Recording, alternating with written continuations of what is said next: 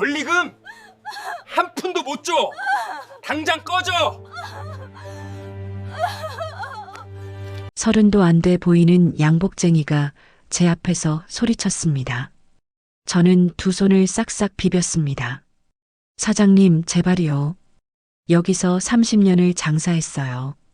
딸 결혼식이 코앞인데 한 달만 더. 짝! 말이 끝나기도 전에 뺨이 돌아갔습니다. 세상이 하얗게 번쩍였습니다. 정신을 차려보니 저는 차가운 바닥에 무릎이 꿇려 있었습니다. 시장 바닥에서 이 악물고 살아온 30년. 별별 진상 다 겪었습니다. 그래도 사람한테 뺨 맞아본 적은 없었습니다. 그런데 오늘 내 딸보다 어린 놈 앞에서 개처럼 바닥에 엎드려 있었습니다. 반짝이는 구두가 제 치맛자락을 밟았습니다. 다음엔 다리야. 알아들었어? 그 구두 위로 제 눈물이 떨어졌습니다. 그런데요. 세상에 그날 제 가게에 들어온 거지 같은 노인 한 분이 제 인생을 송두리째 뒤집어 놓았습니다. 아니, 정확히 말하면 16년 전에 돌아가신 제 시어머니가 그 먼 하늘에서 저를 구해주셨습니다. 믿기 어려우시죠? 저도 아직도 꿈만 같습니다. 사연을 시작하기 전에 구독과 좋아요 눌러주시면 큰 힘이 됩니다. 일주일 전이었습니다. 그날도 새벽 4시에 눈을 떴습니다. 30년간 단 하루도 어긴 적 없는 시간이었습니다. 남편 영정 앞에 물 한 잔 올리고 가게로 향했습니다. 11월 새벽 공기가 코끝을 에웠습니다. 하지만 그 정도 추위쯤이야. 손이 꽁꽁 어는 한겨울에도 김밥을 쌌으니까요. 제 이름은 강순자. 올해 58입니다. 서울 동대문 근처 재래시장 골목에서 순잔의 김밥을 하고 있어요. 가게 문을 열고 불을 켜는데 뒤에서 인기척이 났습니다. 돌아보니 양복 빳빳하게 차려입은 젊은 남자가 서 있었습니다. 30이 채 안 돼 보였습니다. 손님인가 싶어 어서 오시라고 했더니 남자가 고개를 저으며 명함을 내밀었습니다. 성우건설 이성재. 이 건물 새 주인이랍니다. 저는 순간 뭔 소린가 싶었습니다. 이 건물은 박 사장님 건물이었거든요. 19년 전 남편이 살아있을 때 계약한 곳이었습니다. 박 사장님은 인정 많으신 분이셨어요. 명절마다 김밥 들고 인사 가면 손살에 치시면서도 눈가에 주름이 지도록 웃으셨습니다. 그런데 갑자기 건물이 팔렸다니요. 이성재라는 남자가 서류를 테이블에 탁 내려놓았습니다. 한 달 전에 매매가 끝났답니다. 이 자리에 주상복합을 지을 거랍니다. 그러니까 석 달 안에 비워달랍니다. 저는 가슴이 철렁 내려앉았습니다. 석 달이요? 남자는 그것도 자기 호의라고 했습니다. 원래는 한 달 줄 생각이었다고 저는 떨리는 목소리로 말했습니다. 여기서 30년을 장사했다고, 포장마차 시절까지 합치면 30년이라고, 권리금이라는 게 있지 않느냐고. 남자가 피식 웃더군요. 권리금은 다음 세입자한테 받는 거라고. 건물 부수는데 다음 세입자가 어디 있냐고. 빈손으로 나가는 거라고. 법적으로 아무 문제 없다고. 30년이었습니다. 28배 남편과 함께 청계천 다리 밑에서 리어카 끌고 시작했습니다. 손님이 2~3명 뿐인 날도 있었어요. 그래도 포기하지 않았습니다. 10년을 이 악물고 모아서 이 자리에 가게를 얻었습니다. 남편이 직접 간판을 달았어요. 사다리 위에서 땀 훔치며 웃던 얼굴이 아른거립니다. 순자야, 우리도 이제 사장님이다. 그게 남편이 남긴 마지막 선물이었습니다. 가게를 연 지 3년 만에 남편이 쓰러졌습니다. 위암 말기. 병원에서 6개월이라고 했는데 석 달을 못 버텼습니다. 42의 세상을 떠났어요. 큰딸 수진이가 15, 작은딸 수연이가 12살 때였습니다. 시어머니는 아들을 먼저 보내신 충격의 자리에 누우셨습니다. 1년을 버티시다 아들 곁으로 가셨습니다. 저는 39에 혼자가 됐습니다. 그 뒤로 16년. 하루도 쉬지 않았습니다. 새벽 4시에 일어나 밥 짓고 밤 10시에 가게 문 닫았습니다. 아이들 학원비, 대학 등록금, 생활비. 전부 이 작은 가게에서 나왔습니다. 힘들 때면 가게 벽에 붙인 남편 사진을 봤습니다. 여보, 조금만 더 버텨볼게. 수진이 시집 보내고 수연이 취직시키면 그때 쉴게. 그게 저의 유일한 희망이었습니다. 저는 이성재에게 사정했습니다. 제발요, 한 달만요. 큰딸 결혼식이 다음 달이라고요. 그것만 보게 해달라고. 평생 은혜로 알겠다고. 남자가 저를 한참 내려다봤습니다. 마치 길바닥 돌멩이 보듯이. 그러더니 한숨을 푹 쉬면서 말했습니다. 알았다고. 딱 한 달만 봐주겠다고. 저는 머리가 땅에 닿도록 인사했습니다. 그때는 그게 최선이었습니다. 그런데 그 약속이 일주일 만에 휴지 조각이 됐습니다. 오늘 아침 가게에 왔더니 철제 펜스가 쳐져 있었습니다. 검은 점퍼 입은 남자들이 떡하니 버티고 서 있었습니다. 한눈에 봐도 용역이었습니다. 뭐 하는 거냐고 물었더니 건물주 짓이랍니다. 들어갈 수 없답니다. 저는 어이가 없었습니다. 한 달 주기로 했다고, 일주일밖에 안 됐다고. 그때 이성재가 나타났습니다. 양복에 선글라스, 여유롭게 웃고 있더군요. 저는 달려가서 물었습니다. 약속 어기시면 어떡하냐고. 제발 딸 결혼식만 치르게 해달라고. 이성재가 선글라스 벗으며 말했습니다. 일정이 당겨졌답니다. 비즈니스에 약속 같은 건 없답니다. 그러더니 표정이 싸늘하게 변했습니다. 호의를 베풀었더니 만만하게 보이냐고.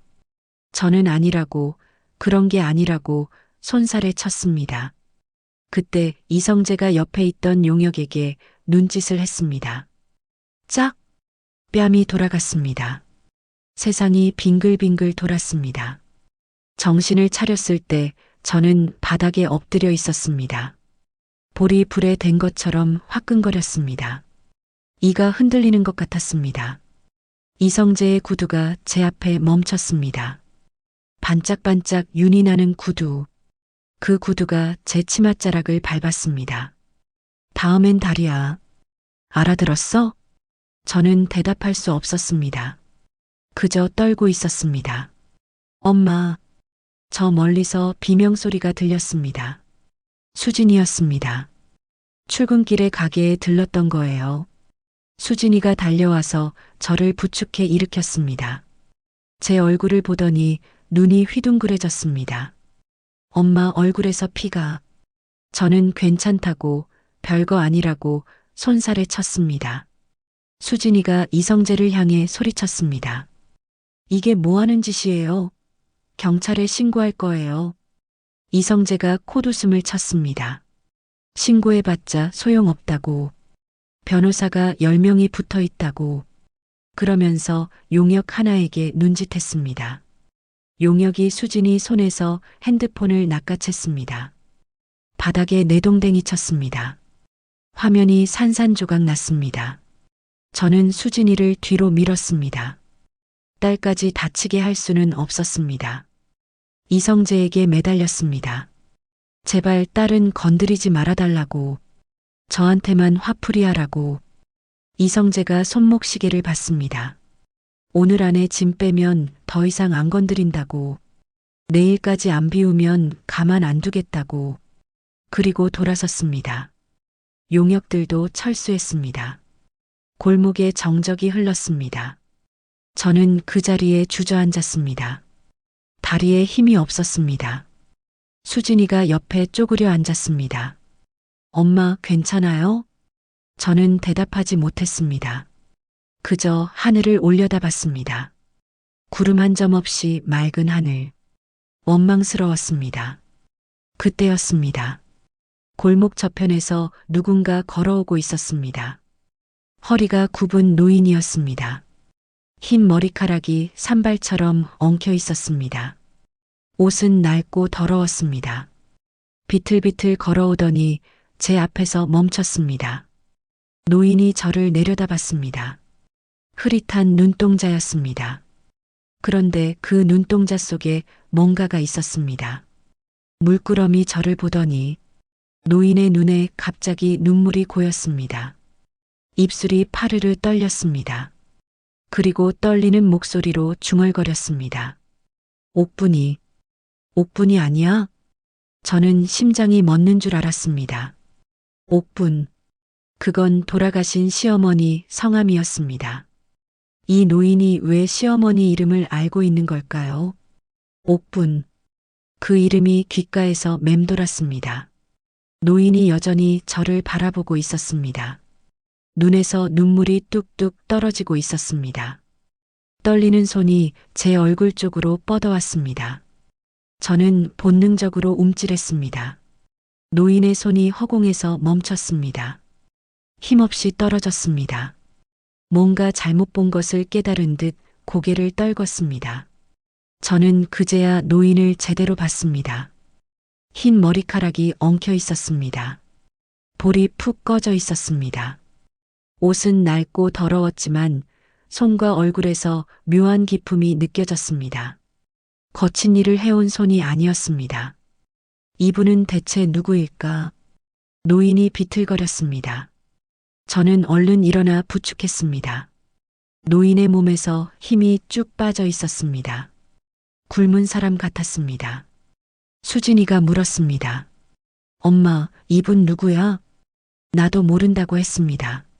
하지만 일단 가게 안으로 모시자고 했습니다. 노인을 부축해 가게 안으로 들어갔습니다. 의자에 앉혔습니다. 물 한 잔 떠다 드렸습니다. 노인이 떨리는 손으로 물을 마셨습니다. 조금씩 얼굴에 생기가 돌아왔습니다. 그러더니 고개를 들어 가게 안을 둘러봤습니다. 벽에 걸린 사진들, 남편 영정 사진, 그 옆에 걸린 시어머니 사진. 노인의 눈이 시어머니 사진에서 멈췄습니다. 노인의 눈이 커졌습니다. 입이 벌어졌습니다. 온몸이 덜덜 떨렸습니다. 그리고 눈물이 쏟아졌습니다. 옥분이, 신음 같은 소리가 새어나왔습니다. 여기 있었구나. 60년을 찾았는데 여기. 저는 가슴이 먹먹해졌습니다. 60년을 찾았다니 대체 무슨 사연이 있는 걸까? 조심스럽게 물었습니다.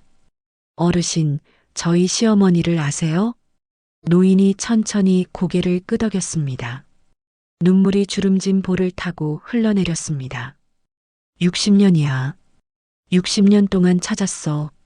노인의 목소리가 갈라졌습니다. 옥분이가 내 목숨을 살렸어. 그 은혜를 갚으려고. 저는 숨을 멈췄습니다. 목숨을 살렸다고요? 60년 전에? 하지만 노인은 지쳐 있었습니다. 배도 고플 것이었습니다. 저는 부엌으로 갔습니다. 잔치국수를 끓이기 시작했습니다. 시어머니한테 배운 그 레시피 그대로 멸치와 다시마로 육수를 우렸습니다. 애호박을 채 썰어 넣었습니다. 국수를 삶아 찬물에 헹궜습니다. 그릇에 담고 뜨거운 육수를 부었습니다. 노인 앞에 국수를 내려놓았습니다. 어르신, 좀 드세요. 노인이 고개를 들었습니다. 김이 모락모락 피어오르는 국수를 바라봤습니다. 노인의 눈에 다시 눈물이 고였습니다. 노인이 떨리는 손으로 젓가락을 집었습니다. 국수를 한 젓가락 떠서 입에 넣었습니다. 천천히 씹었습니다. 그리고 멈췄습니다. 젓가락 든 손이 덜덜 떨렸습니다. 눈물이 주르륵 흘러내렸습니다. 이 맛이야. 목소리가 갈라졌습니다. 옥분이네 국밥 맛이야. 60년 만에. 저는 가슴이 뜨거워졌습니다. 60년 전에 그 맛을 기억하는 사람. 노인은 눈물을 흘리며 국수를 먹었습니다. 허겁지겁이 아니었습니다. 마치 그리운 사람을 만난 것처럼 천천히 음미하듯이 국수를 다 드시고도 노인은 한참 빈 그릇을 바라봤습니다. 눈빛이 아득히 먼 곳을 향하고 있었습니다. 저는 조용히 기다렸습니다. 노인이 천천히 입을 열었습니다. 1965년이었다고, 자기가 26이었을 때라고, 아무것도 가진 게 없던 시절이라고, 청계천 공구 상가에서 막노동을 했다고, 밤에는 야학에서 공부했다고, 매일 굶다시피 살았다고, 어느 날 일하다가 크게 다쳤다고 했습니다. 기계에 팔이 끼어서 피가 줄줄 났다고, 병원에 갈 돈이 없었다고, 골목에 쓰러져 있었다고, 이대로 죽는구나 싶었다고, 그때 옥분이가 나타났다고 했습니다. 20살도 안 된 어린 여자였다고, 작은 국밥집을 하고 있었다고, 옥분이가 쓰러진 자기를 발견하고 업어다 가게로 데려갔다고, 피를 닦아주고 상처를 싸매주고 따뜻한 국밥을 먹여줬다고. 노인의 눈에서 눈물이 흘렀습니다. 그 국밥 맛을 평생 잊을 수 없었다고. 배가 고팠던 게 아니라 마음이 고팠던 거였다고.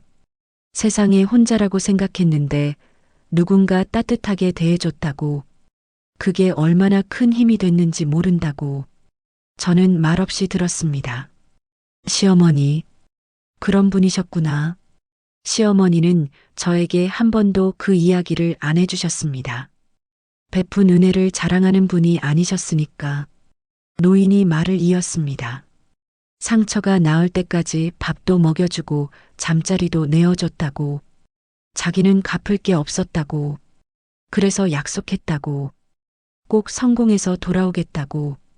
이 은혜를 반드시 갚겠다고. 그래서 죽으림을 다해 일했다고.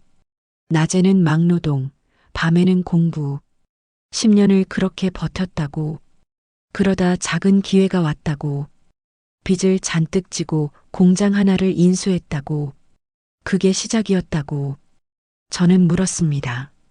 그래서 어떻게 되셨어요? 노인이 쓸쓸히 웃었습니다. 성공했다고. 그 작은 공장이 지금은 큰 회사가 됐다고. 어떤 회사인지 물으려는데 밖에서 소란이 들렸습니다. 고함 소리, 발소리. 저는 얼른 밖으로 나갔습니다. 이성재였습니다. 용역들을 5-6명이나 데리고 다시 온 것이었습니다. 이성재가 저를 보더니 코웃음을 쳤습니다. 아직도 안 나갔냐고. 오늘 안에 비우라고 했는데 아직 버티냐고. 저는 떨리는 목소리로 말했습니다. 손님이 계시다고. 조금만 시간을 달라고. 이성재가 가게 안을 들여다보더니 얼굴을 찡그렸습니다. 저 거지 같은 영감이 손님이냐고. 이성재가 가게 안으로 들어왔습니다. 노인을 보더니 짜증 섞인 목소리로 말했습니다. 당장 나가라고. 여기 자기 건물이라고. 노인이 고개를 들었습니다. 눈빛이 흐릿했습니다. 상황을 파악하지 못하는 것 같았습니다. 이성재가 용역에게 손짓했습니다. 저 영감 끌어내라고. 용역이 노인의 팔을 잡았습니다. 노인이 비틀거렸습니다. 저는 소리쳤습니다. 그만하세요. 어르신 건드리지 마세요. 이성재가 저를 노려봤습니다. 아까 맞은 게 부족하냐고. 또 맞고 싶으냐고. 저는 물러서지 않았습니다. 이분은 손님이라고. 손님한테 손 대시면 안 된다고. 이성재의 눈에 불이 켜졌습니다. 손이 올라갔습니다. 저는 눈을 질끈 감았습니다. 그때였습니다. 멀리서 차 소리가 들렸습니다. 한 대가 아니었습니다. 여러 대였습니다. 검은 승용차들이 골목으로 밀려 들어오고 있었습니다. 끝이 안 보였습니다. 이성재의 손이 멈췄습니다. 모두가 밖을 바라봤습니다. 차들이 가게 앞에 섰습니다. 문이 열리고 검은 양복 입은 남자들이 쏟아져 나왔습니다. 10명, 20명, 셀 수 없이 많았습니다. 일사불란하게 가게 앞을 에워쌌습니다. 이성재의 얼굴이 하얗게 질렸습니다. 용역들도 어리둥절해했습니다. 양복 입은 남자 중 한 명이 앞으로 나왔습니다. 50대 초반으로 보이는 남자였습니다. 그의 눈이 가게 안의 노인을 발견했습니다. 얼굴에 안도의 빛이 떠올랐습니다. 남자가 가게 안으로 뛰어들어왔습니다. 노인 앞에 무릎을 꿇었습니다. 회장님, 목소리가 떨렸습니다. 찾았습니다, 회장님. 3일이나 찾았습니다. 저는 귀를 의심했습니다. 회장님? 저 허름한 노인이? 이성재도 멍하니 서 있었습니다. 남자가 노인을 부축해 일으켰습니다. 회장님, 괜찮으십니까? 노인이 멍한 눈으로 남자를 바라봤습니다. 눈빛이 흐릿하다가 조금씩 맑아졌습니다. 김비서, 김비서야? 남자의 눈에서 눈물이 흘렀습니다. 네, 접니다, 회장님.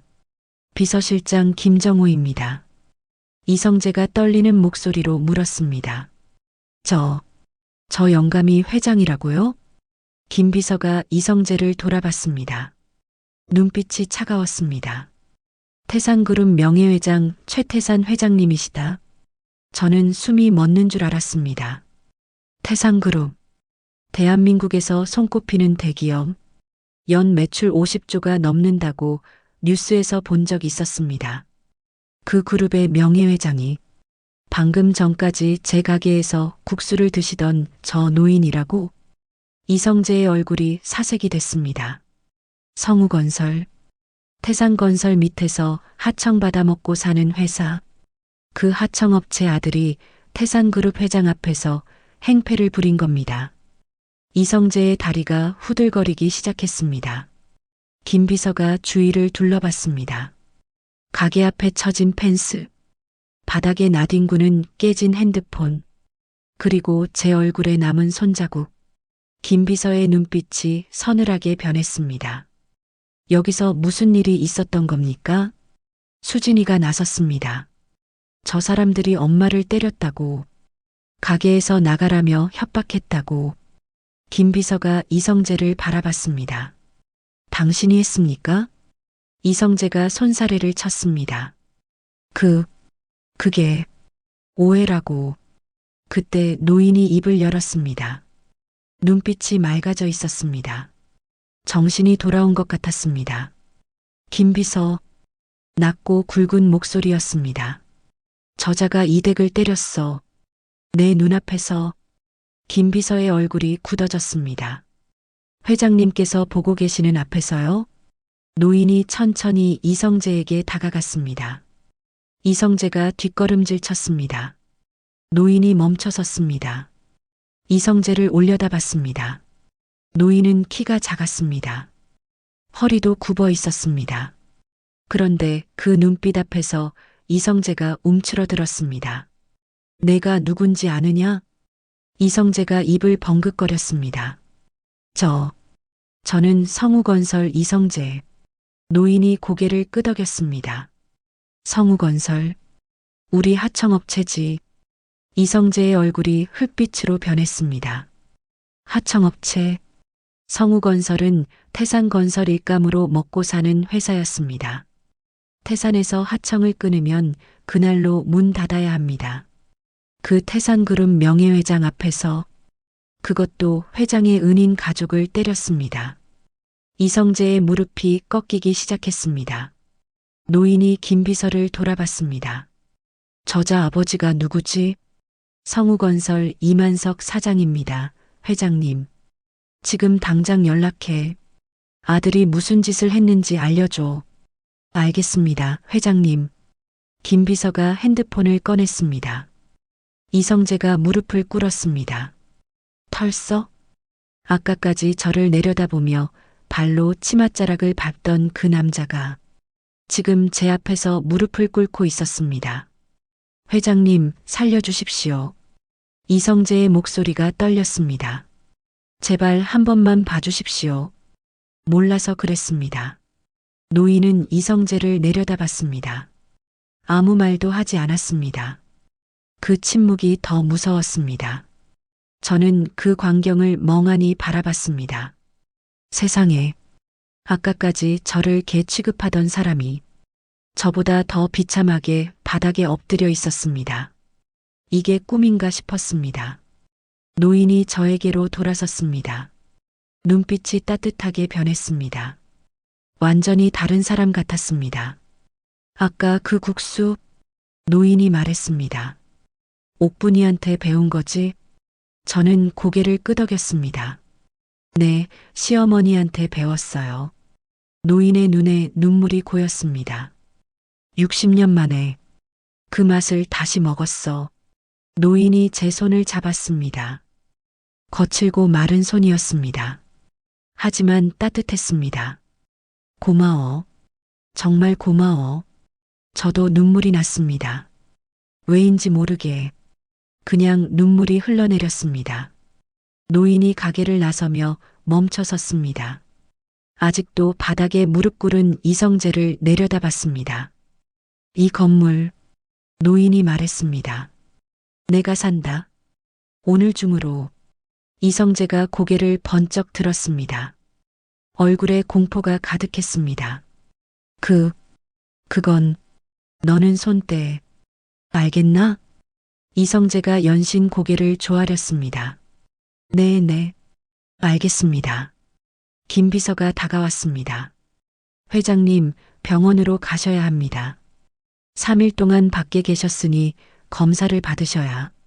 노인이 고개를 저었습니다. 아직 할 말이 남았어. 노인이 저를 바라봤습니다. 너 이름이 뭐니? 강순자라고요. 노인이 고개를 끄덕였습니다. 순자, 옥분이 며느리 순자. 노인이 가게 벽에 걸린 시어머니 사진을 바라봤습니다. 옥분이가 이렇게 고운 며느리를 뒀구나. 노인이 다시 저를 바라봤습니다. 눈빛이 간절했습니다. 내일 다시 와도 되겠니? 정신이 맑을 때 다시 오마.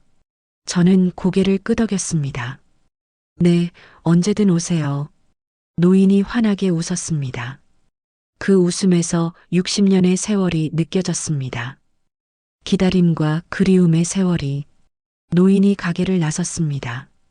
검은 승용차 문이 열렸습니다. 노인이 차에 오르고 문이 닫혔습니다. 차들이 하나둘씩 출발했습니다. 순식간에 골목이 텅 비었습니다. 이성재와 용역들은 이미 사라지고 없었습니다. 언제 도망쳤는지도 모르겠습니다. 저와 수진이만 남았습니다. 저는 멍하니 서 있었습니다. 방금 일어난 일이 믿기지 않았습니다. 수진이가 제 팔을 잡았습니다. 엄마, 저분이 진짜 태상그룹 회장이야? 저는 고개를 끄덕였습니다. 그런 것 같아. 할머니가 그런 인연이 있었어? 저도 몰랐다고 했습니다. 시어머니는 한 번도 말씀하신 적이 없다고. 저는 가게 안으로 들어갔습니다. 시어머니 사진 앞에 섰습니다. 젊은 시절의 시어머니, 환하게 웃고 계셨습니다. 어머니, 오늘 이상한 일이 있었어요.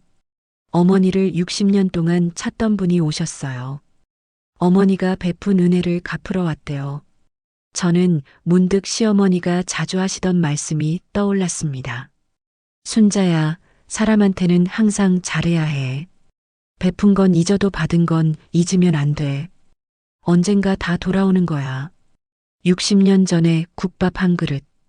그것이 오늘 저에게로 돌아오고 있었습니다. 그날 밤 저는 잠을 이루지 못했습니다. 머릿속이 복잡했습니다.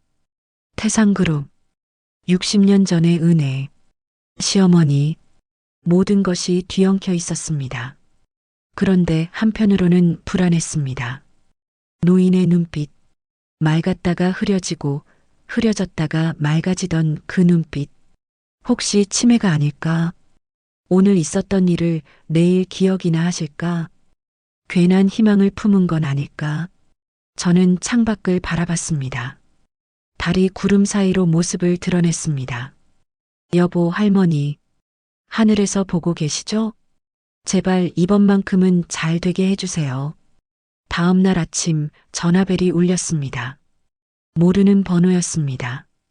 혹시나 싶어 얼른 받았습니다. 강순자 씨 되십니까? 낯익은 목소리였습니다. 어제 그 사람, 김 비서였습니다. 회장님께서 오늘 정신이 맑으십니다. 강순자 씨를 꼭 만나고 싶다고 하십니다. 저는 가슴이 두근거렸습니다. 기억하고 계시는구나. 제가 모시러 가겠습니다. 주소를 알려주시겠습니까? 저는 가게 주소를 알려줬습니다. 1시간 뒤 검은 승용차가 가게 앞에 멈췄습니다. 어제와 같은 고급 세단이었습니다. 김 비서가 차에서 내려 정중하게 인사했습니다. 모시러 왔습니다. 저는 깨끗한 옷으로 갈아입고 차에 올랐습니다. 차가 멈춘 곳은 서울 외곽의 대저택이었습니다. 담장만 해도 제 가게 건물보다 높았습니다. 정원에는 소나무가 우거져 있었습니다. 저는 입이 딱 벌어졌습니다. 영화에서나 보던 집이었습니다. 김 비서가 앞장섰습니다. 현관을 지나 긴 복도를 걸었습니다. 벽에는 사진들이 걸려 있었습니다. 젊은 시절의 회장님으로 보이는 사진들, 공장 앞에서 찍은 사진, 외국 대통령들과 악수하는 사진. 정말 대단한 분이구나. 새삼 실감이 났습니다. 넓은 응접실에 도착했습니다. 창문으로 정원이 내다보였습니다. 햇살이 방 안을 따스하게 채우고 있었습니다. 소파에 노인이 앉아 계셨습니다. 어제와는 완전히 달랐습니다. 깔끔한 한복 차림에 머리도 단정하게 빗어 넘기셨습니다. 하지만 눈빛은 어제와 같았습니다. 깊고 따뜻하고 그리움이 담긴 눈빛. 왔구나. 회장님이 손짓하셨습니다. 가까이 와봐라. 저는 조심스럽게 다가갔습니다. 회장님이 제 손을 잡으셨습니다. 어젯밤 잠을 못 잤어. 60년 만에 옥분이 소식을 들었으니 저도 긴장이 풀리면서 눈물이 났습니다. 회장님이 물으셨습니다. 옥분이는 언제 돌아가셨느냐고. 저는 대답했습니다. 15년 전이라고. 지병이 있으셨다고. 남편 떠나보내시고 1년 뒤에 가셨다고. 회장님이 한참 동안 말씀이 없으셨습니다. 눈을 감고 계셨습니다. 어깨가 미세하게 떨렸습니다. 한참 뒤 회장님이 입을 여셨습니다. 60년을 찾았어. 목소리가 갈라졌습니다. 성공하고 나서 바로 찾아갔어. 그 골목으로. 그런데 가게가 없어졌더라고. 저는 가슴이 아팠습니다. 재개발이 됐거든. 옛날 그 골목이 전부 밀려버렸어. 회장님이 고개를 저으셨습니다. 10년 넘게 찾았어. 사람을 풀어서 수소문해서. 그런데 옥분이라는 이름만 알았지 성을 몰랐어. 저는 그제야 이해했습니다. 60년 전 급박한 상황에서 이름만 들으셨던 거구나. 동사무소도 가보고 시장상인회도 찾아가 봤는데 기록이 없더라고. 회장님이 한숨을 쉬셨습니다. 그러다 사업이 커지면서 정신이 없었어. 찾는 걸 멈췄지. 회장님의 눈에 눈물이 고였습니다. 그러다 치매가 왔어. 기억이 점점 흐려지더라고. 저는 말없이 들었습니다. 그런데 이상하게 옛날 기억만 선명해지더라고. 옥분이 얼굴, 옥분이네 국밥 맛. 회장님이 저를 바라보셨습니다. 그래서 가끔 돌아다녔어. 비서들 몰래 옛날 골목들을 찾아다녔지. 혹시 옥분이를 만날 수 있을까 해서. 저는 그제야 모든 게 이해됐습니다. 어젯밤 그 허름한 차림. 3일 동안 실종됐던 것. 회장님은 치매 증세가 있는 상태에서 가출해 거리를 헤매셨던 것입니다. 그러다 우연히 제 가게에 들어오신 거고요. 회장님이 제 손을 꼭 잡으셨습니다. 그런데 어제 내 국수를 먹는 순간 정신이 번쩍 들었어. 회장님의 눈에서 눈물이 흘러내렸습니다. 그 맛이었어. 60년 전 그 맛. 옥분이네 국밥 맛. 저도 눈물이 났습니다. 시어머니한테 배운 거예요. 잔치국수 끓이는 법. 회장님이 고개를 끄덕이셨습니다. 그래서 그랬구나. 그래서 그 맛이. 회장님이 깊은 한숨을 쉬셨습니다. 60년 동안 빚을 졌어. 목숨을 구해주는 애. 갚지 못하고 60년이 흘렀어. 회장님이 저를 바라보셨습니다. 눈빛이 간절했습니다. 이제라도 그 빚을 갚고 싶어. 옥분이 며느리인 너한테, 옥분이 손녀들한테. 저는 고개를 저었습니다. 회장님, 저는 그런 거 바라고 온 게 아니에요. 알아. 회장님이 고개를 끄덕이셨습니다. 하지만 이건 내가 받는 게 아니야. 옥분이 몫이야. 회장님이 김 비서를 부르셨습니다. 김 비서, 그거 가져와. 김 비서가 서류 봉투를 가져왔습니다. 회장님이 봉투를 저에게 건네셨습니다. 열어봐라. 저는 떨리는 손으로 봉투를 열었습니다. 안에는 서류들이 들어 있었습니다. 부동산 등기부등본, 건물 매매 계약서, 제 이름이 적혀 있었습니다. 저는 숨이 멎는 것 같았습니다. 이게 뭐예요? 내 가게가 있는 건물이야. 회장님이 말씀하셨습니다. 어젯밤에 샀어. 시세의 3배를 주고. 저는 서류를 들고 손이 떨렸습니다. 건물을 사셨다고요? 그래. 그리고 내 이름으로 등기 이전했어. 회장님이 미소를 지으셨습니다. 이제 그 건물은 내 거야. 아무도 널 쫓아낼 수 없어. 저는 말을 잃었습니다. 눈앞이 흐려졌습니다. 눈물이 쏟아져 내렸습니다. 회장님, 울지 마. 이건 당연한 거야. 회장님이 제 눈물을 닦아주셨습니다. 옥분이가 내 목숨을 살렸어. 그 은혜에 비하면 건물 한 채는 아무것도 아니야. 저는 무릎을 꿇으려 했습니다. 회장님이 막으셨습니다. 무릎 꿇지 마. 고마워해야 할 사람은 나야. 회장님이 제 어깨를 잡으셨습니다. 순자야, 듣자 하니 딸이 결혼한다며? 저는 눈물을 훔치며 고개를 끄덕였습니다. 네, 다음 달이에요. 회장님이 고개를 끄덕이셨습니다. 혼수는 내가 해줄게. 예식장도 내가 잡을게. 아니에요, 그건 너무 과분해요. 과분할 것 없어. 회장님이 웃으셨습니다. 옥분이 손녀잖아. 내가 해줘야지. 저는 그 자리에서 한참을 울었습니다. 회장님도 함께 눈물을 흘리셨습니다. 60년 만에 이루어진 약속. 세상을 떠난 은인에게 갚는 빚. 그것이 이렇게 저에게 온 것입니다. 그런데 그때 김 비서가 다가왔습니다. 회장님, 잠시 말씀드릴 게 있습니다. 뭐냐? 김 비서가 목소리를 낮췄습니다. 그 건물주 말입니다. 이성재요. 회장님의 눈빛이 바뀌었습니다. 그놈이 왜? 김 비서가 말했습니다. 아버지인 이만석 사장이 오늘 아침에 찾아왔습니다. 뭐라고 하던? 아들 일로 사죄드리러 왔다고. 무릎 꿇고 빌었습니다. 회장님이 콧웃음을 치셨습니다. 당연히 그래야지. 그런데 김 비서가 말끝을 흐렸습니다. 아들이 순순히 물러나지 않을 것 같습니다. 저는 긴장했습니다. 무슨 뜻이에요? 김 비서가 저를 바라봤습니다. 이성재가 아버지한테 쫓겨났답니다. 상속에서도 제외됐고요. 저는 순간 불안해졌습니다.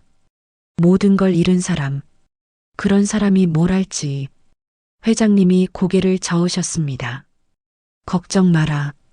그놈이 뭘 하든 내가 막아줄 테니. 하지만 저는 불안감을 떨칠 수 없었습니다. 이성재의 그 눈빛, 뺨을 때리던 그 손, 그 사람이 이대로 물러날 것 같지 않았습니다. 집으로 돌아오는 길, 차 안에서 저는 계속 서류를 만져봤습니다. 제 이름이 적힌 건물 등기, 30년 동안 새 들어 살던 그 건물이 이제 제 것이라니 꿈인가 싶어서 뺨을 꼬집어 봤습니다. 아팠습니다. 꿈이 아니었습니다. 가게에 도착하니 수진이가 기다리고 있었습니다. 엄마, 어땠어? 무슨 얘기하셨어? 저는 수진이를 끌어안았습니다. 수진아, 목소리가 떨렸습니다. 할머니가 우리 지켜주셨어. 수진이가 어리둥절한 표정을 지었습니다. 저는 서류 봉투를 보여줬습니다. 수진이가 서류를 보더니 눈이 휘둥그레졌습니다. 엄마, 이 건물이 엄마 거라고? 저는 고개를 끄덕였습니다. 수진이가 저를 와락 끌어안았습니다. 우리 둘은 한참을 부둥켜 안고 울었습니다. 그날 저녁 작은 딸 수연이한테 전화가 왔습니다. 수연이는 고시원에서 공무원 시험을 준비하고 있었습니다. 벌써 3번째 도전이었습니다. 엄마, 수연이 목소리가 떨리고 있었습니다. 왜? 무슨 일이야? 엄마 나. 수연이가 울먹였습니다. 고시원에서 쫓겨났어. 월세 3달치가 밀려서. 저는 가슴이 철렁 내려앉았습니다. 뭐? 언제? 왜 미리 말 안 했어? 엄마가 가게 일로 힘든 거 알잖아. 언니 결혼식도 있고. 수연이가 흐느꼈습니다. 나까지 짐이 되고 싶지 않았어. 저는 이를 악물었습니다. 기다려. 엄마가 갈게. 지금 바로 갈게. 고시원은 서울 외곽의 낡은 건물 4층에 있었습니다. 엘리베이터도 없는 건물. 가파른 계단을 올라갔습니다. 복도에는 퀴퀴한 냄새가 났습니다. 형광등이 깜빡거렸습니다. 수연이가 이런 곳에서 살고 있었구나. 가슴이 아팠습니다. 수연이 방 앞에 도착했습니다. 문이 열려 있었습니다. 짐이 복도까지 나와 있었습니다. 책상, 이불, 박스들. 수연이가 바닥에 주저앉아 울고 있었습니다. 수연아. 저는 딸에게 달려갔습니다. 수연이가 고개를 들었습니다. 눈이 퉁퉁 부어 있었습니다. 엄마. 수연이가 제 품에 안겼습니다. 어린아이처럼 울었습니다. 미안해, 엄마. 나 때문에. 미안하긴. 엄마가 미안하지. 저는 딸의 등을 쓸어줬습니다. 왜 미리 말 안 했어? 엄마가 어떻게든 해줬을 텐데. 엄마가 힘든 거 알잖아. 가게 일도 그렇고. 수연이가 코를 훌쩍였습니다. 나 시험도 자꾸 떨어지고. 나만 뭐가 안 되는 것 같아. 저는 딸의 얼굴을 두 손으로 감쌌습니다. 수연아, 너는 짐이 아니야. 내가 엄마한테 짐이었던 적 한 번도 없어. 하지만 엄마 들어봐. 저는 딸의 눈을 바라봤습니다. 오늘 신기한 일이 있었어. 할머니가 우리 도와주셨어. 수연이가 눈물 젖은 얼굴로 저를 바라봤습니다.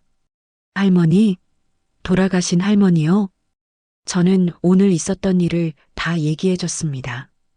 60년 전의 인연. 태산그룹 회장. 건물을 선물 받은 것. 수연이는 눈이 휘둥그레져서 들었습니다. 그러니까 그 노숙자 같은 할아버지가 태산그룹 회장이었다고? 저는 고개를 끄덕였습니다. 믿기지 않지? 엄마도 아직 꿈만 같아. 수연이가 한참을 멍하니 있었습니다. 그러더니 눈물을 훔치며 말했습니다. 할머니가 정말 대단하신 분이었구나. 그래. 할머니가 60년 전에 베푼 은혜가 오늘 우리한테 돌아온 거야. 그때 뒤에서 목소리가 들렸습니다. 아줌마 오셨네요? 돌아보니 40대 남자가 서 있었습니다. 고시원 주인 같았습니다. 3달치 밀린 거 150만 원이에요. 내일까지 안 내시면 짐 다 처분할 거예요. 남자가 퉁명스럽게 말했습니다. 저는 주머니에서 핸드폰을 꺼냈습니다. 김 비서한테 받은 명함이 있었습니다. 잠시 망설였습니다. 이런 것까지 부탁해도 되나? 하지만 딸이 쫓겨나는 걸 볼 수는 없었습니다. 저는 전화를 걸었습니다. 김 비서님 죄송한데요. 저는 상황을 설명했습니다. 김 비서가 잠시 침묵했습니다. 그러더니 말했습니다. 잠시만 기다리세요. 회장님께 여쭤보겠습니다. 5분 뒤 전화가 다시 왔습니다. 강순자 씨, 회장님께서 그러십니다. 김 비서의 목소리가 부드러웠습니다. 밀린 돈은 저희가 바로 처리하겠습니다. 그리고 따님은 고시원 대신 더 좋은 곳에서 공부하시게 해드리겠답니다. 저는 눈물이 핑 돌았습니다. 그렇게까지 안 해주셔도 회장님 말씀이 옥분이 손녀가 공부하는데 이런 데서 하면 안 된다고 하십니다. 저는 전화를 끊고 한참을 울었습니다. 수연이가 물었습니다. 엄마, 무슨 얘기야? 저는 딸을 끌어안았습니다. 수연아, 걱정 마. 다 해결됐어. 수연이가 눈을 동그랗게 떴습니다. 진짜? 어떻게? 할머니가 도와주신 거야. 하늘에서. 그날 밤 저와 수연이는 가게로 돌아왔습니다. 가게 뒤편 작은 방에 이불을 깔았습니다. 오랜만에 딸과 함께 누웠습니다. 좁은 방이었지만 딸이 옆에 있으니 따뜻했습니다. 엄마. 응? 나 시험 또 떨어지면 어떡해? 수연이의 목소리가 떨렸습니다. 벌써 3번째야. 이번에도 떨어지면. 저는 딸의 손을 잡았습니다. 떨어지면 또 보면 되지. 몇 번이든.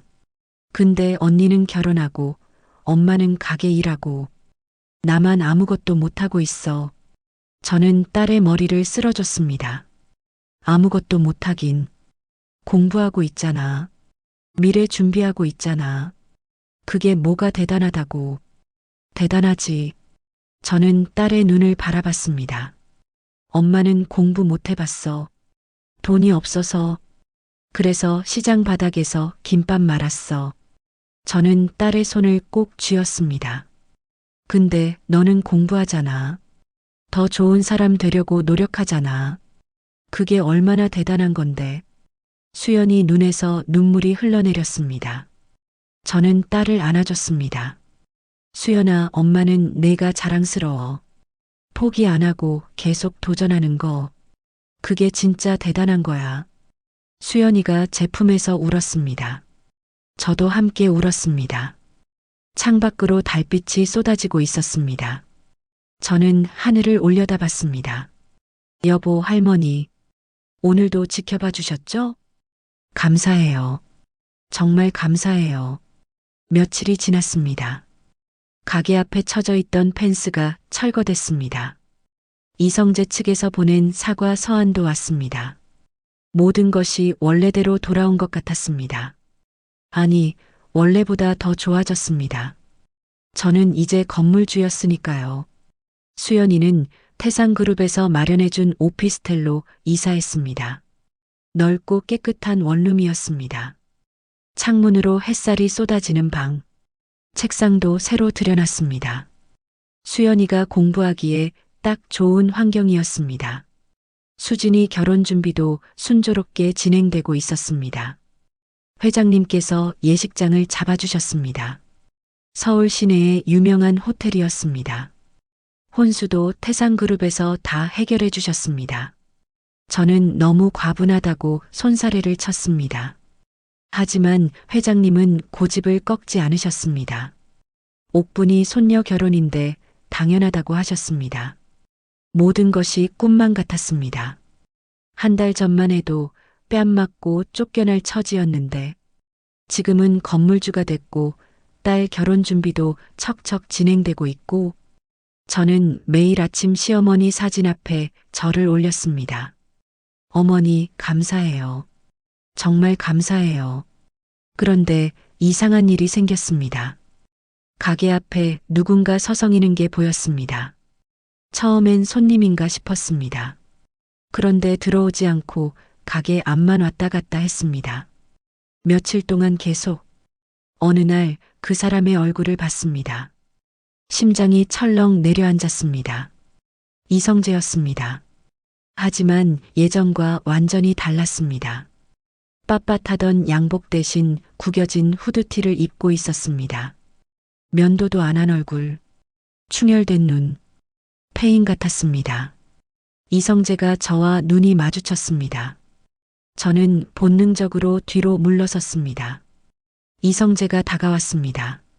아줌마, 목소리가 쉬어 있었습니다. 잘 됐네.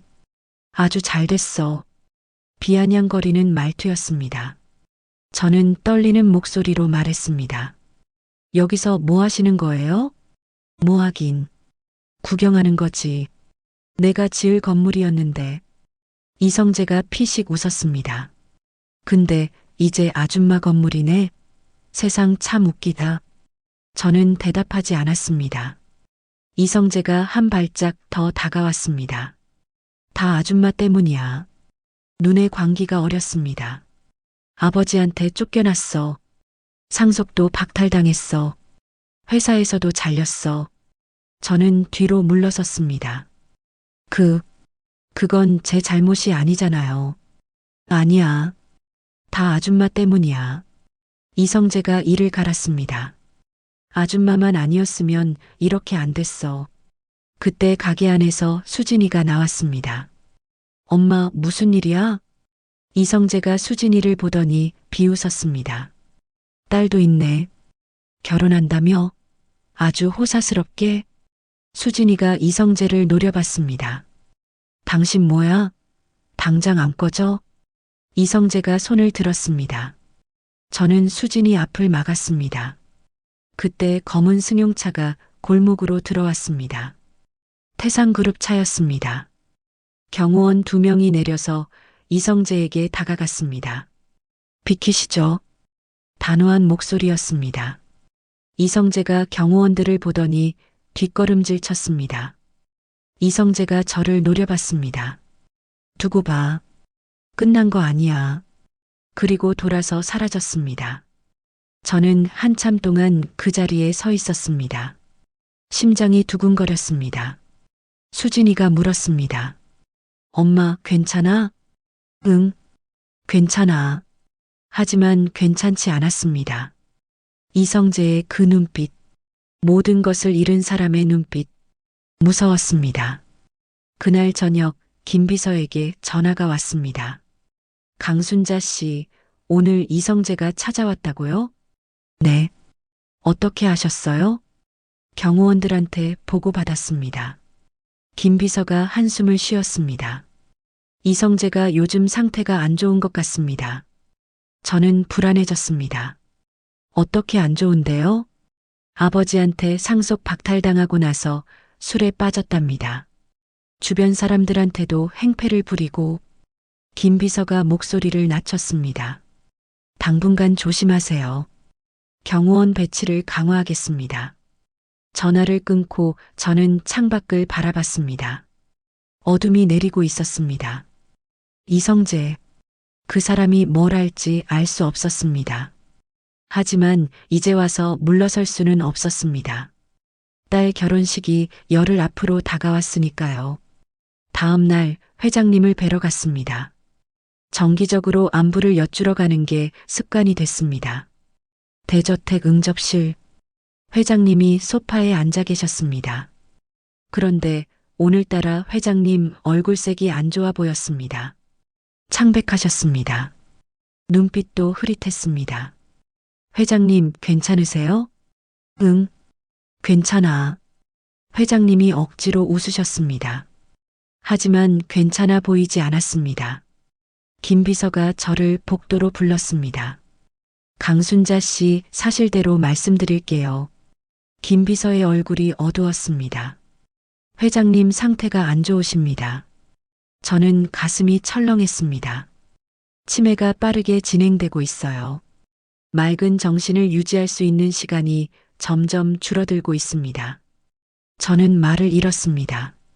60년간 은인을 찾아 헤맨 분. 그분이 기억을 잃어가고 있었습니다. 의사 선생님 말씀이. 김 비서가 잠시 멈췄습니다. 길어야 1년이랍니다. 완전히 기억을 잃기 전까지. 저는 눈물이 핑 돌았습니다. 그럼 수진이 결혼식은 기억하실 수 있을까요? 열흘 뒤면 괜찮으실 거예요. 아직은. 김 비서가 제 어깨를 토닥였습니다. 회장님께서 그 결혼식을 정말 기다리고 계세요. 꼭 주례를 서겠다고 하시거든요. 저는 응접실로 돌아갔습니다. 회장님 옆에 앉았습니다. 회장님이 저를 바라보셨습니다. 눈빛이 조금 맑아져 있었습니다. 순자야. 네, 회장님. 수진이 결혼식. 열흘 뒤지? 네. 회장님이 고개를 끄덕이셨습니다. 꼭 갈게. 주례도 설 거야. 저는 회장님의 손을 잡았습니다. 거칠고 마른 손이었습니다. 하지만 따뜻했습니다. 회장님, 감사해요. 정말 감사해요. 고마워할 것 없어. 옥분이한테 진 빚을 갚는 거야. 회장님이 시어머니 사진이 있는 쪽을 바라보셨습니다. 물론 여기는 대저택이라 사진은 없었습니다. 하지만 회장님은 무언가를 보고 계신 것 같았습니다. 60년 전의 기억을, 젊은 날의 옥분이를. 순자야. 네. 결혼식 잘 치르고 행복하게 살아라. 회장님의 눈에 눈물이 고였습니다. 옥분이도 그걸 바랄 거야. 저도 눈물이 흘러내렸습니다. 그날 밤 저는 가게에서 시어머니 사진을 바라봤습니다. 어머니, 회장님이 많이 편찮으신 것 같아요. 치매가 심해지신대요. 하지만 수진이 결혼식에는 꼭 오시겠대요. 주례도 서시겠대요. 저는 손을 모았습니다. 어머니, 제발 부탁드려요. 수진이 결혼식까지만 회장님 지켜주세요. 그분이 60년간 지키려 했던 약속을 지킬 수 있게 해주세요. 창밖에서 바람이 불었습니다. 나뭇가지가 흔들렸습니다. 마치 시어머니가 대답하시는 것 같았습니다. 알았다고. 걱정 말라고. 결혼식 전날 밤이었습니다. 저는 가게에서 잔치국수를 끓이고 있었습니다. 내일 결혼식에 올릴 음식이었습니다. 회장님께서 모든 걸 다 해주신다고 하셨지만 이것만큼은 직접 만들고 싶었습니다. 시어머니에게 배운 그 레시피대로. 문이 열리며 수진이와 수연이가 들어왔습니다. 두 딸이 함께 온 것이었습니다. 엄마, 뭐해? 내일 결혼식에 올릴 국수. 수진이가 웃었습니다. 엄마, 호텔에서 다 해준다며? 그래도 이건 엄마가 해야지. 할머니한테 배운 거니까. 세 모녀가 좁은 부엌에 나란히 섰습니다. 수진이가 애호박을 썰었습니다. 수연이가 당근을 다듬었습니다. 저는 육수를 저었습니다. 오랜만이었습니다. 세 식구가 이렇게 함께 요리하는 게. 엄마, 수진이가 말했습니다. 나 내일 떨릴 것 같아. 왜? 신랑이 도망갈까봐? 아니. 수진이가 웃다가 눈물을 글썽였습니다. 그냥 엄마 생각하니까. 저는 젓가락을 내려놓았습니다. 왜 엄마 생각? 엄마가 얼마나 고생했는지 아니까. 수진이가 눈물을 훔쳤습니다. 아빠 돌아가시고 혼자서 우리 키우느라. 수연이도 눈물을 글썽였습니다. 새벽마다 일어나서 김밥 싸고 밤늦게까지 일하고. 저는 두 딸을 끌어안았습니다. 울지 마. 엄마는 하나도 안 힘들었어. 거짓말이었습니다. 힘들었습니다. 죽을 만큼 힘들었습니다. 새벽마다 일어날 때 몸이 천근만근이었습니다. 손님한테 무시당할 때 속으로 울었습니다. 하지만 그 모든 게 지금 이 순간을 위한 거였습니다. 내 딸이 시집가는 것. 그것만 보면 다 보상받는 거였습니다. 수진아, 내일 행복해라. 그게 엄마한테 주는 최고의 선물이야. 수진이가 제 품에서 울었습니다. 수연이도 함께 안겼습니다. 세 모녀가 부둥켜 안고 울었습니다. 다음 날 아침, 결혼식 날이 밝았습니다. 창밖을 보니 하늘이 맑았습니다. 구름 한 점 없이 파란 하늘. 좋은 징조였습니다. 저는 정성스럽게 옷을 차려입었습니다. 진한 자주색 치마에 연두색 저고리. 시어머니가 결혼할 때 사주신 한복이었습니다. 오래된 옷이지만 잘 보관해뒀습니다. 이런 날 입으려고 거울을 봤습니다. 주름이 깊어졌습니다. 머리카락도 반백이 됐습니다. 58년을 살았습니다. 온갖 풍파를 다 겪었습니다. 그래도 오늘만큼은 세상에서 가장 행복한 엄마였습니다. 가게 문을 나서는데 검은 승용차가 기다리고 있었습니다. 김 비서가 차에서 내려 인사했습니다. 모시러 왔습니다. 저는 고마워서 고개를 숙였습니다. 차에 오르니 뒷좌석에 누군가 앉아 있었습니다. 회장님이셨습니다. 저는 깜짝 놀랐습니다. 회장님, 직접 오셨어요? 같이 가려고. 회장님이 웃으셨습니다. 오늘은 좋은 날이니까. 회장님의 눈빛이 맑으셨습니다. 오늘은 컨디션이 좋으신 것 같았습니다. 차 안에서 회장님이 조용히 말씀하셨습니다. 순자야. 네, 회장님. 오늘 주례사에서 뭐라고 할지 생각해 봤어. 저는 귀를 기울였습니다. 옥분이 이야기를 할 거야. 회장님의 눈에 눈물이 고였습니다. 60년 전에 나한테 베풀어준 은혜.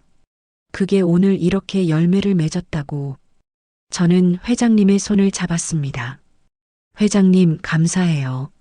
정말 고마워할 것 없어. 당연한 거야. 회장님이 창밖을 바라보셨습니다. 옥분이도 오늘 기뻐할 거야.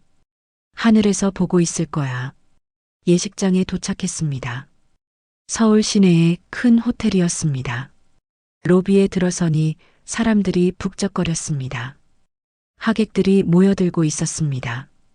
태상그룹에서 예약해준 곳이라 그런지 모든 것이 화려하고 깔끔했습니다. 대기실로 갔습니다. 수진이가 웨딩드레스를 입고 있었습니다. 저는 딸을 보는 순간 눈물이 터졌습니다. 너무 예뻤습니다. 천사 같았습니다. 엄마, 왜 울어? 수진이가 웃으며 물었습니다. 저는 대답할 수 없었습니다. 그저 딸을 끌어안았습니다. 엄마, 화장 다 번져. 수진이가 웃으며 제 눈물을 닦아줬습니다. 오늘은 울면 안 돼. 웃어야 해. 저는 억지로 웃었습니다. 하지만 눈물이 멈추지 않았습니다. 결혼식이 시작됐습니다. 저는 신부 대기실에서 수진이 손을 잡았습니다. 곧 버질로드를 걸어야 했습니다. 수진아. 응, 엄마. 행복해라. 꼭 행복해라. 수진이가 고개를 끄덕였습니다. 눈에 눈물이 그렁그렁했습니다. 음악이 흘러나왔습니다. 문이 열렸습니다. 저는 수진이의 손을 잡고 걸었습니다. 버질로드를 걸으면서 30년이 주마등처럼 스쳐 지나갔습니다. 남편과 결혼하던 날, 수진이가 태어나던 날, 밤새 열이 나서 업고 병원 뛰어가던 날, 초등학교 입학식 날, 남편이 떠나던 날, 새벽마다 김밥 말던 날들, 눈물이 흘러내렸습니다. 멈출 수 없었습니다. 이 작은 아이가, 젖먹이던 이 아이가 이렇게 예쁜 신부가 되어 시집을 갑니다. 신랑에게 수진이를 인계했습니다. 저는 신랑을 바라봤습니다. 우리 딸 잘 부탁합니다. 목소리가 떨렸습니다. 아프게 하면 가만 안 둘 거예요. 신랑이 환하게 웃으며 고개를 숙였습니다. 꼭 행복하게 해드리겠습니다. 어머님. 저는 자리로 돌아와 앉았습니다. 옆에 수연이가 있었습니다. 수연이가 제 손을 잡았습니다. 저도 꼭 잡았습니다. 주례사가 시작됐습니다. 회장님이 앞으로 나가셨습니다. 80이 넘은 노인이셨지만 오늘은 허리가 꼿꼿하셨습니다. 눈빛도 맑으셨습니다. 회장님의 목소리가 울려 퍼졌습니다. 오늘 이 자리에 선 것이 영광입니다. 목소리가 또렷했습니다. 이 결혼식은 60년 된 은혜의 결실입니다. 하객들이 조용해졌습니다. 회장님이 말씀을 이으셨습니다. 60년 전 한 젊은 여자가 죽어가던 청년을 살렸습니다. 회장님의 눈에 눈물이 고였습니다. 아무것도 바라지 않고 그저 베풀었습니다. 따뜻한 국밥 한 그릇으로 저도 눈물이 흘러내렸습니다. 그 청년이 바로 저입니다. 하객들 사이에서 웅성거림이 일었습니다. 회장님이 저를 바라보셨습니다. 그 은인의 며느리가 오늘 신부의 어머니입니다. 회장님이 수진이를 바라보셨습니다. 30년 동안 혼자서 두 딸을 키운 강인한 여자. 그 어머니 밑에서 자란 신부는 틀림없이 따뜻하고 선한 사람일 겁니다. 회장님의 목소리가 떨렸습니다. 왜냐하면 베품은 대를 이어 전해지기 때문입니다. 저는 손수건으로 눈물을 닦았습니다.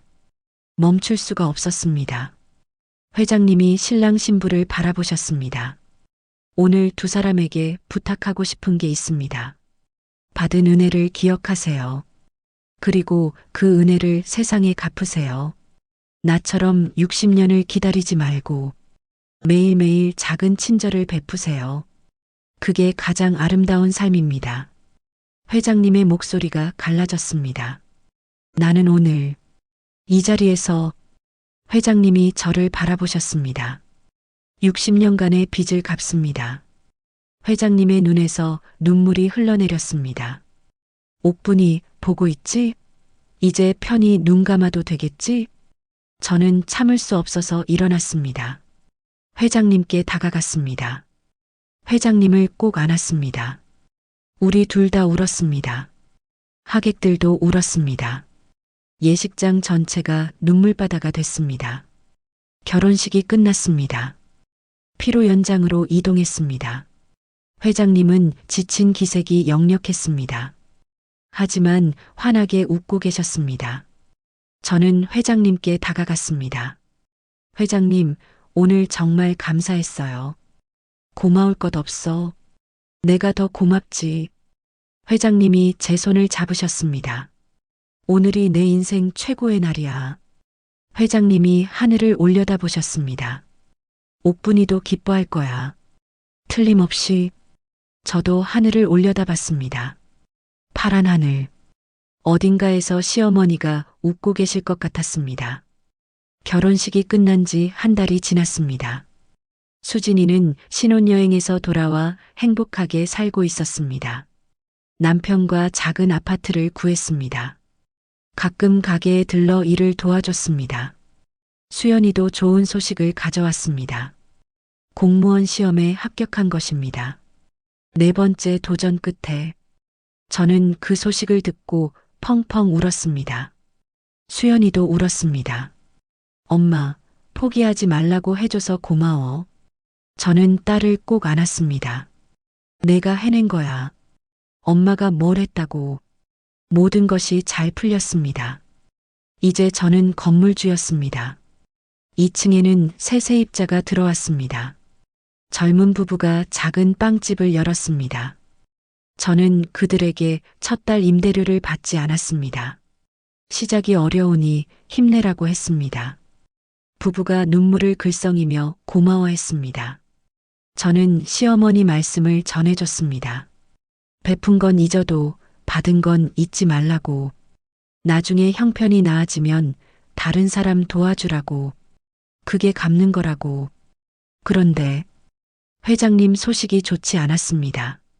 결혼식 이후로 상태가 급격히 나빠지셨습니다. 김 비서에게서 연락이 왔습니다. 회장님이 병원에 입원하셨다고. 저는 급히 병원으로 달려갔습니다. 병원 복도는 조용했습니다. 중환자실 앞에 사람들이 모여 있었습니다. 태상그룹 임원들, 가족들, 모두 얼굴이 어두웠습니다. 김 비서가 저를 보더니 다가왔습니다. 강순자 씨 오셨군요. 회장님은요? 어떠세요? 김 비서의 얼굴이 굳어 있었습니다. 많이 안 좋으십니다. 저는 중환자실로 들어갔습니다. 회장님이 침대에 누워 계셨습니다. 산소 마스크를 쓰고 계셨습니다. 얼굴이 창백했습니다. 눈을 감고 계셨습니다. 저는 침대 옆에 앉았습니다. 회장님의 손을 잡았습니다. 차갑고 마른 손이었습니다. 회장님, 목소리가 떨렸습니다. 저예요. 순자예요. 회장님의 눈꺼풀이 떨렸습니다. 천천히 눈이 떠졌습니다. 흐릿한 눈동자가 저를 향했습니다. 순자야. 힘겨운 목소리였습니다. 왔구나. 저는 눈물이 쏟아졌습니다. 네, 회장님. 왔어요. 회장님이 약하게 웃으셨습니다. 수진이, 결혼 잘했지? 네, 회장님 덕분에요. 수연이도 시험 붙었다며? 네, 합격했어요. 회장님이 눈을 감으셨습니다. 다행이다. 다행이야. 회장님이 다시 눈을 떠셨습니다. 눈빛이 조금 맑아졌습니다. 순자야. 네, 회장님. 마지막 부탁이 있어. 저는 귀를 기울였습니다. 가게 이름 바꾸지 마. 회장님의 목소리가 떨렸습니다. 순잔의 김밥. 그 이름 그대로 가. 네, 약속할게요. 그리고 회장님이 숨을 고르셨습니다. 베푸는 거 멈추지 마. 회장님이 제 손을 꼭 쥐셨습니다. 옥분이처럼 아무것도 바라지 않고 그냥 베풀어. 네, 회장님. 그게 가장 큰 유산이야. 회장님의 눈에서 눈물이 흘러내렸습니다. 저도 울었습니다. 회장님이 환하게 웃으셨습니다. 고마워. 순자야. 회장님도 고마워요. 정말 이제 옥분이 만나러 가도 되겠지? 저는 말을 잇지 못했습니다. 그저 회장님의 손을 꼭 잡았습니다. 옥분이한테 전해줘. 회장님의 목소리가 점점 작아졌습니다. 60년 걸렸지만 약속 지켰다고. 회장님의 눈이 천천히 감겼습니다. 숨소리가 고르게 이어졌습니다. 마지막 미소를 띤 채로 그날 밤 회장님은 편안하게 떠나셨습니다. 60년간의 약속을 지키고 은인의 가족을 돌봐주고 모든 빚을 갚고 가셨습니다. 장례식은 성대하게 치러졌습니다. 전국에서 조문객이 몰려왔습니다. 정치인, 기업인, 유명 인사들. 하지만 저는 그분들 사이에서 조용히 절을 올렸습니다. 영정사진 속 회장님이 웃고 계셨습니다. 젊은 시절의 모습이 아니었습니다. 주름 가득한 얼굴. 하지만 눈빛만은 따뜻했습니다. 60년 전 죽어가던 청년이 이렇게 큰 사람이 되었다가 이렇게 떠나셨습니다. 장례식장에서 김 비서가 저를 찾았습니다. 강순자 씨, 회장님이 남기신 게 있습니다. 봉투를 하나 건넸습니다. 저는 떨리는 손으로 열어봤습니다. 손편지였습니다. 회장님이 직접 쓰신 것이었습니다. 순자에게 이 편지를 읽을 때쯤이면 나는 옥분이 곁에 있겠지. 60년 만에 다시 만나게 됐어. 고마워. 내 덕분에 나는 빚을 갚고 떠날 수 있게 됐어. 내게 남기는 게 있어. 건물 말고 돈 말고 더 중요한 것. 그건 바로 옥분이의 마음이야. 옥분이는 아무것도 바라지 않고 베풀었어. 그 마음이 60년 뒤에 이렇게 큰 열매가 됐어. 순자도 그 마음을 이어받았더구나. 비 맞는 노인한테 따뜻한 국수를 내어주던 그 마음. 그게 옥분이의 마음이야. 그 마음을 내 딸들에게도 전해줘. 그리고 그 딸들이 또 자식들에게 전하게 해줘. 그게 진짜 유산이야. 돈보다 건물보다 더 귀한. 마지막으로 한마디. 고마웠어, 순자야. 내 덕분에 나는 행복하게 떠난다. 안녕. 다음 생에 또 만나자. 태산올림. 저는 편지를 읽고 한참을 울었습니다. 수진이와 수연이도 함께 울었습니다. 장례식이 끝나고 일상으로 돌아왔습니다. 저는 다시 가게 문을 열었습니다. 순잔의 김밥. 회장님이 지키라고 한 그 이름 그대로. 하지만 달라진 것이 있었습니다. 가게 앞에 작은 벤치를 놓았습니다. 지나가는 사람들이 쉬어갈 수 있도록. 그리고 그 옆에 작은 팻말을 세웠습니다. 무료 잔치국수, 배고프신 분 누구나 환영합니다. 시어머니가 60년 전에 하셨던 것처럼 처음엔 사람들이 의아해했습니다. 공짜로 준다고 하니 안 믿었습니다. 하지만 조금씩 소문이 퍼졌습니다. 동네 어르신들이 오셨습니다. 형편이 어려운 분들도 오셨습니다. 저는 모두에게 국수를 내어드렸습니다. 시어머니의 레시피 그대로. 따뜻하고 정이 담긴 맛으로. 어느 날 낯익은 얼굴이 줄에 서 있었습니다. 허름한 옷차림에 지친 얼굴. 하지만 눈빛만은 맑았습니다. 최태산 회장님과 비슷한 눈빛. 저는 그분에게 국수를 내어드렸습니다.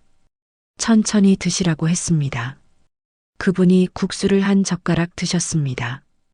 그리고 눈물을 흘리셨습니다. 따뜻하네요. 오랜만에 따뜻한 걸 먹어요. 저도 눈물이 났습니다. 60년 전 회장님도 이랬겠구나. 시어머니의 국밥을 드시고 이렇게 우셨겠구나. 저는 그분에게 말했습니다. 나중에 형편이 나아지면 다른 분 도와주세요. 그게 갚는 거예요. 그분이 고개를 끄덕이고 떠났습니다. 저는 가게 벽에 새로 건 사진을 바라봤습니다. 남편 사진, 시어머니 사진, 그리고 최태산 회장님 사진. 세 분 모두 웃고 계셨습니다. 저는 조용히 말했습니다. 여보, 할머니, 회장님. 오늘도 무사히 하루가 끝났어요. 내일도 열심히 살게요. 베푸는 거 멈추지 않을게요. 창밖으로 노을이 지고 있었습니다. 붉은 하늘. 아름다웠습니다. 베푼 은혜는 사라지지 않습니다. 언젠가 반드시 돌아옵니다. 60년이 걸리더라도 저는 앞치마를 다시 두르고 부엌으로 들어갔습니다. 내일 드릴 국수 육수를 미리 끓여 놓으려고. 시어머니에게 배운 그 레시피대로. 가게 문에 붙은 팻말이 바람에 살랑거렸습니다. 순잔의 김밥, 무료 잔치국수, 배고프신 분 누구나 환영합니다. 60년 전의 국밥 한 그릇. 그것이 오늘 여기서 계속되고 있었습니다. 그리고 앞으로도 계속될 것입니다. 대를 이어 영원히. 오늘 사연은 여기까지입니다. 오늘 이야기가 마음에 드셨다면 구독과 좋아요 부탁드립니다. 채널 내 재미있는 다른 사연들도 보시고 여러분의 마음을 댓글로 나눠주세요.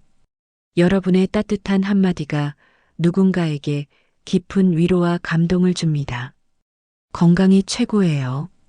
하루 한번 운동 잊지 마시고 행복한 하루 보내세요. 감사합니다.